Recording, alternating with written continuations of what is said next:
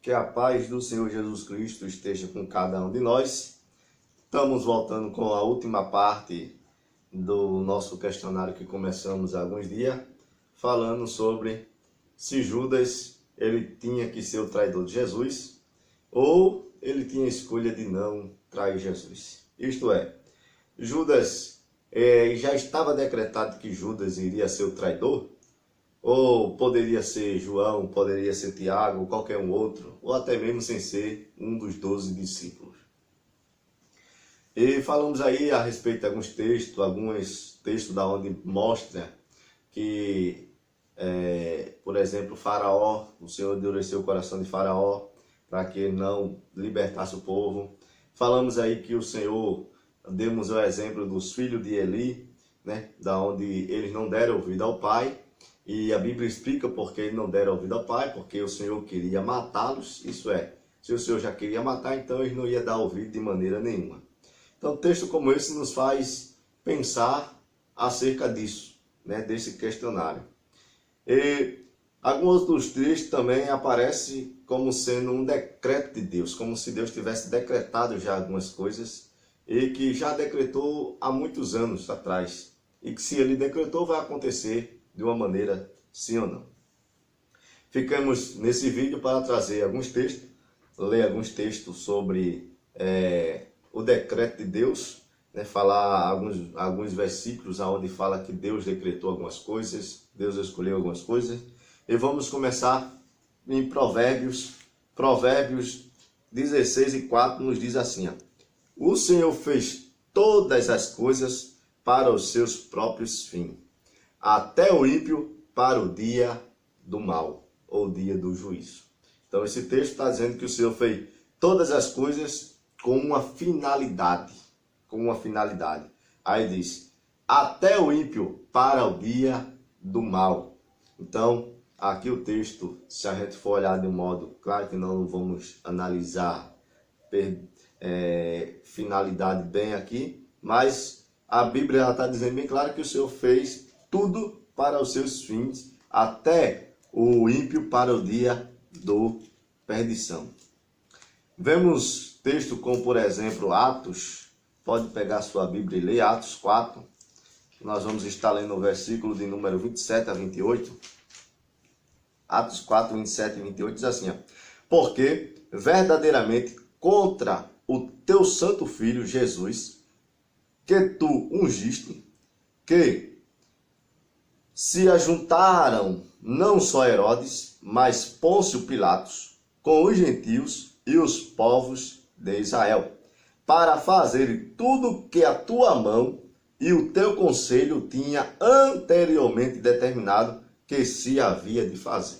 O texto aqui está contando a perseguição de Herodes, Pôncio Pilatos, tudo mais, acerca de Jesus, os gentios, os povos de Israel, né, queriam se levantar contra o Senhor Jesus Cristo. E ele está dizendo aqui no versículo 28, que para isso aconteceu, para fazer tudo que a tua mão, isso é, tudo que Deus, o seu conselho, já tinha anteriormente determinado que se havia de fazer. Isso é, tudo que aconteceu ali, a perseguição de Herodes, para matar as crianças, tudo mais, atrás de Jesus, a traição, tudo mais, essas coisas, com Pôncio Pilatos lá no final.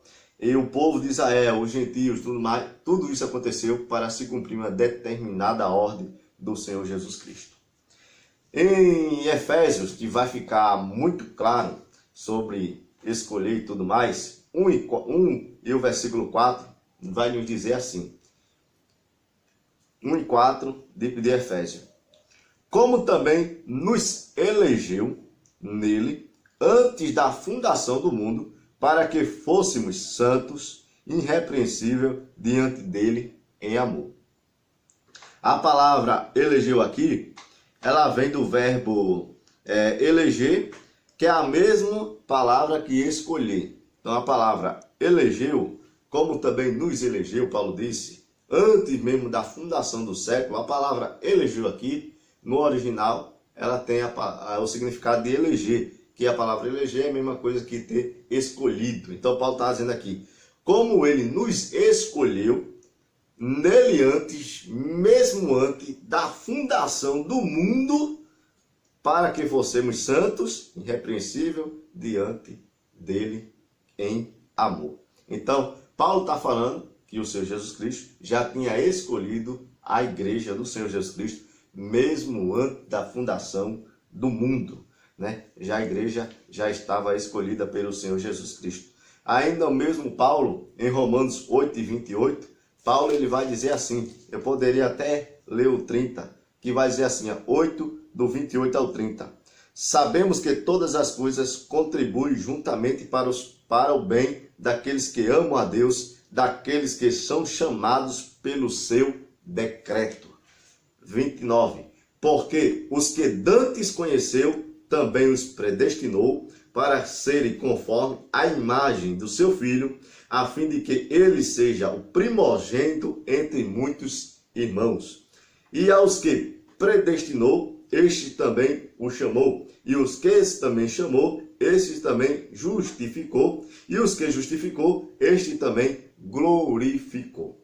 Paulo está falando aqui acerca da predestinação, né? Que Deus ele predestinou algumas coisas. E o texto deixa bem claro o significado da palavra predestinou aqui. Significa predestinou, vem do verbo predestinar. Significa predestinar. Predestinar, nós podemos destinar alguma coisa de maneira de antecipada. Isso é, você escolher alguma coisa de maneira antecipada. O que é predestinação? Predestinação é você escolher uma coisa antes que ela mesmo aconteça. Antes que ela aconteça, você já a decretou que acontecesse. Você escolheu, você já determinou, você já deu a ordem. Então, é destinar de maneira antecipada alguma coisa. Isso é predestinação, né? É o que Paulo ele está tratando aqui.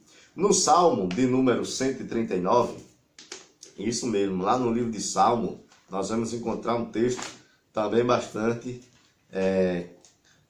intrigante para cada um de nós. 139, versículo 16, diz assim, os teus olhos viram o meu corpo, ainda informe. No teu livro, todas essas coisas foram escritas, as quais iam sendo de dia a dia formada, quando nem ainda uma delas havia. Isso aqui é predestinação. Isso aqui é predestinação que o escritor ele está aqui falando. O escritor, claro que a linguagem, o salmista falando com o Senhor, ele diz, os teus olhos, Senhor, viram o meu corpo ainda informe, isso é, quando está se formando. E no teu livro, todas essas coisas foram escritas. Tudo que ia acontecer com ele, ele está dizendo, estava escrita. As quais iam sendo de dia em dia formadas, quando nem ainda uma delas havia. Isso é, antes de acontecer, o Senhor já estava escrito no teu livro, Senhor. Porque nós vemos que o capítulo 139, capítulo não, melhor dizendo, número, Salmo de número 139, ele vai tratar sobre a onisciência, onipresença, onipotência do Senhor Jesus Cristo, que ele vê antes tudo mesmo que aconteça. Só que o salmista está dizendo que tudo isso, ele não é só porque ele está vendo, ele já tinha decretado, já estava escrito. Ele está dizendo aqui no versículo de número 16, que não tem como nós não dizer que não estava escrito.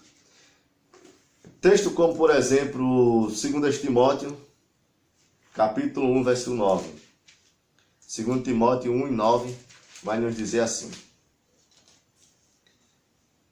Que nos salvou e chamou com uma santa vocação, não segundo as nossas obras, mas segundo o seu propósito, ou seu próprio propósito e graça, que nos foi dado em Cristo Jesus, antes dos tempos dos séculos, né? Aí Paulo está tratando também sobre a salvação. Paulo está dizendo que nos salvou, ele nos chamou em uma santa vocação, não segundo as nossas obras, mas segundo o seu próprio propósito e graça, que nos foi dada em Cristo Jesus antes mesmo da fundação, antes mesmo dos séculos. Melhor dizendo, Paulo está falando aqui. E o último texto, que vamos ver que vai falar claramente que aqui não tem como não dizer que isso aqui não é predestinação, segundo a Tessalonicenses, que esse aqui já veio predestinado para isso. Tessalonicenses, 2 Tessalonicenses, capítulo de número 2, eu quero ler o versículo 13, depois eu vou ler o versículo de número 3. O 13 vai dizer assim, ó, mas devemos sempre dar graça a Deus por vós, irmãos amados do Senhor, por vós ter Deus elegido desde o princípio para a salvação em santificação do Espírito e da fé e da verdade. Paulo aqui está dando graça a Deus, dizendo que os irmãos deviam dar graça a Deus, né? Mas devemos sempre dar graça a Deus por vós, Paulo está dizendo. Irmãos amados do Senhor, por vós ter Deus elegido, escolhido desde o princípio para a salvação, em santificação do Espírito, da fé e da verdade. Aqui no capítulo ainda 2, versículo de número 3, eu quero ler do 1 ao 3, que vai dizer assim, ora, irmãos, rogo-vos pela vinda do nosso Senhor Jesus Cristo e pela união com Ele, que não vos moveis facilmente do vosso entendimento, nem vos perturbeis, que por Espírito, que por palavras, que por epístola, como de nós, como se o dia de Cristo estivesse já perto. Versículo 3. Ninguém de maneira alguma vos engane, porque não será assim, nem sem que venha a apostasia e se manifeste o homem do pecado, o filho da perdição. Observe, Paulo ele aqui está falando da vinda de Jesus Cristo, que ele está dizendo aos irmãos que não estavam perto naquela época.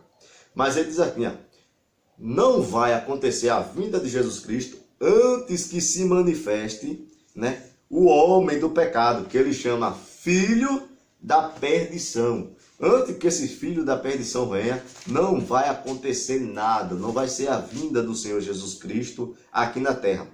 Este homem da perdição que Paulo está falando aqui, não existe arrependimento para ele, ele já está predestinado a vir, não tem como nós falarmos essas coisas, que ele pode se arrepender, não, ele vai vir, porque ele vai ter que vir, porque qual é o propósito dele? É se levantar contra tudo que se chama Deus, ou que adore a Deus. Paulo ele vai falar, continuando esse texto.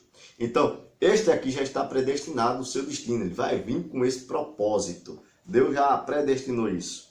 E observe que Paulo ele chama esse homem de filho da perdição. Filho da perdição, Paulo disse.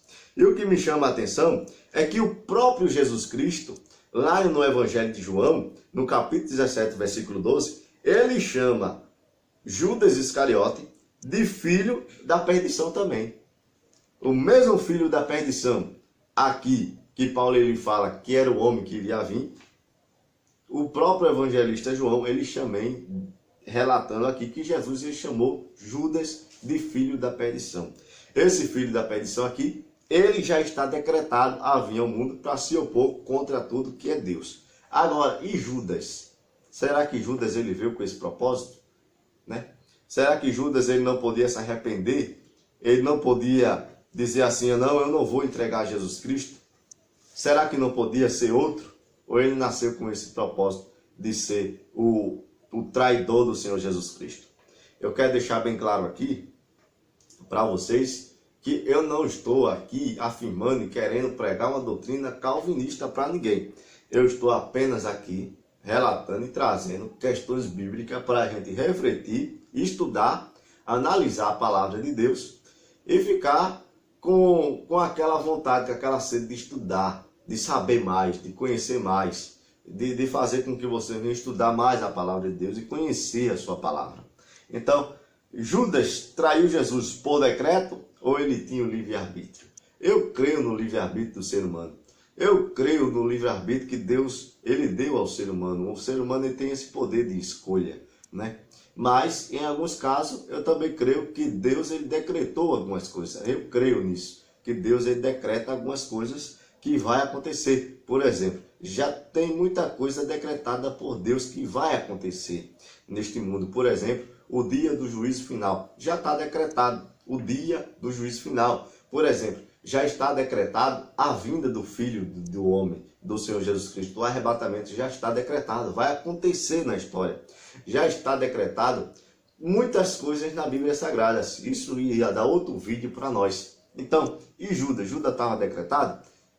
No meu ponto de vista, que eu poderia falar aqui, Judas, ele tinha o poder de escolha, sim, ele tinha o poder de escolha, mas também o próprio Senhor Jesus Cristo, depois que o próprio Jesus, ele disse que Judas iria ser o traidor, já estava decretado esse traço na vida de Judas. Já estava decretado que Judas, ele tinha que ser o traidor. No ponto de vista, se você for olhar, depois que Jesus profetizou, dizendo que ele iria ser o traidor.